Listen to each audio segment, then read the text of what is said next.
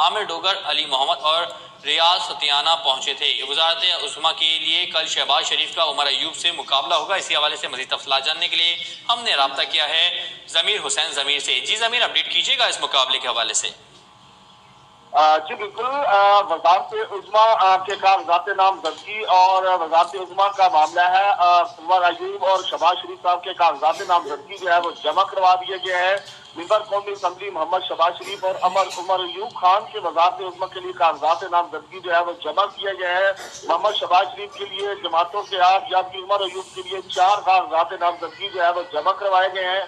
محمد شہباز شریف کے کاغذات نامزدگی جمع کرانے والوں میں ممبر قومی اسمبلی خواجہ آصف، سید خورشید شاہ، احسن اقبال، سردار محمد یوسف، عطا تارڑ، اون چودھری، طارق مشید چیمہ، حنیف عباسی، رانا تنویر، رومینہ خورشید عالم اور شیزہ فاطمہ، خواجہ آصف اور خواجہ اور اس کے ساتھ اسحاق ڈار جو ہیں وہ اس موقع پر موجود تھے۔ اس کے ساتھ ساتھ عمر ایوب کے کاغذات نامزدگی کی جمع کرانے والوں میں سابق اسپیکر قومی اسمبلی اسد قیصر، ملک محمد عامر ڈوگر، علی محمد خان، بیرسٹر ظہور خان جو ہے وہ شامل تھے۔ وزارت عظمیٰ کے کاغذات نامزدگی سیکرٹری جنرل قومی اسمبلی طاہر حسین نے جو ہے وہ وصول کیے ہیں۔